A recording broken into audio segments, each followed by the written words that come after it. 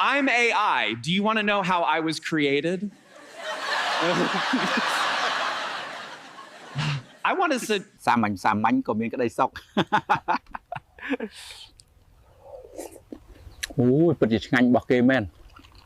បាទដោយដែលបានឃើញនៅក្បាលវីដេអូនេះគឺជាវីដេអូ AI ដែលគេបង្កើតឡើងតាមរយៈ Google Gemini បាទអញ្ចឹងដើម្បីបង្កើតបានដំបូងយើងចូលទៅកាន់ browser ហើយ search ពាក្យថា Gemini យើងនឹងឃើញ website មួយដែលមានឈ្មោះថា Google Gemini បែបនេះបាទអញ្ចឹងយើងចុចទៅលើ website នឹងមកបាទអញ្ចឹងយើងនឹងចូលទៅដល់ Gemini បាទ Google Gemini ហ្នឹង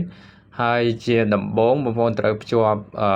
account Gmail របស់យើងជាមួយនឹង Google Gemini បាទអញ្ចឹង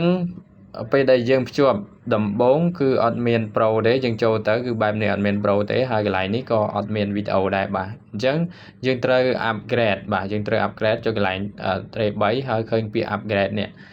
ហើយយើងចូលទៅ upgrade មកជា account Pro បាទទើបយើងអាចបង្កើតវីដេអូបានបាទ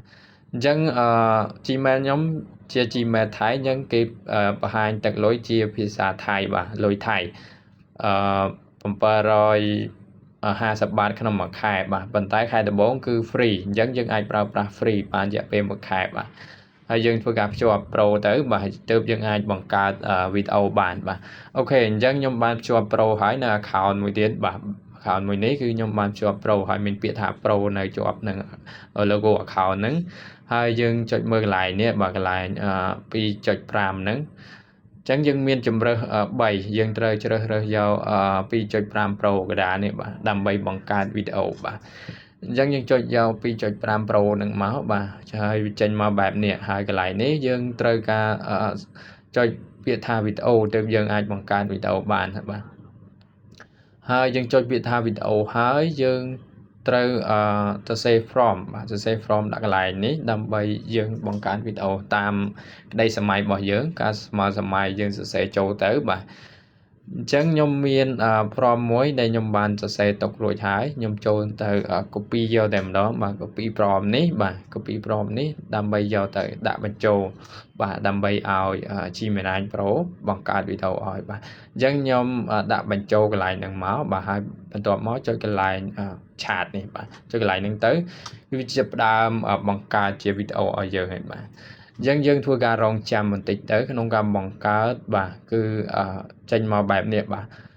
ហើយយើងធ្វើការរងចាំនាទីចាប់ពី3នាទីទៅ5នាទីគេដាក់នៅក្នុងនឹងដែរបាទអញ្ចឹងយើងមើលទៅយើងធ្វើការរងចាំទៅ3នាទីទៅ5នាទីវីដេអូអាចបង្កើតរួចរាល់បាទក្នុងមួយវីដេអូហើយខ្ញុំបញ្ជាក់វីដេអូបានតែ8វិនាទីទេបាទអញ្ចឹងវីដេអូរបស់យើងគឺបានបង្កើតមករួចរាល់ហើយយើងរងចាំបន្តិចបាទរងចាំឲ្យវាដើរពេញរួចរាល់បែបនេះបាទអញ្ចឹងវាចេញមកបែបនេះហើយយើងអាចចាក់មើលបានចាក់ស្ដាប់បានបាទបែបនេះយើងចាក់ស្ដាប់ទៅបាទអញ្ចឹងខ្ញុំអត់បានបើកសលេងទេកន្លែងនេះគឺខ្ញុំបិទសលេងហើយខ្ញុំចាក់ឲ្យខ្ញុំបិទសលេងបាទគឺវីដេអូពីខាងដើមហ្នឹងបាទខ្ញុំដាក់ក្បាលវីដេអូហ្នឹងបាទអញ្ចឹងយើងអាចបង្កើតបានហើយយើងធ្វើការ download យកបាទ download យកគ្រាន់តែចុចទៅលើវីដេអូហ្នឹងទៅយើងនឹងឃើញពាក្យថា download បាទកន្លែងនេះបាទចុចលើវីដេអូបែបហ្នឹងមកយើងឃើញកន្លែងសញ្ញាព្រួយហ្នឹងយើងធ្វើការ download យកទៅបាទ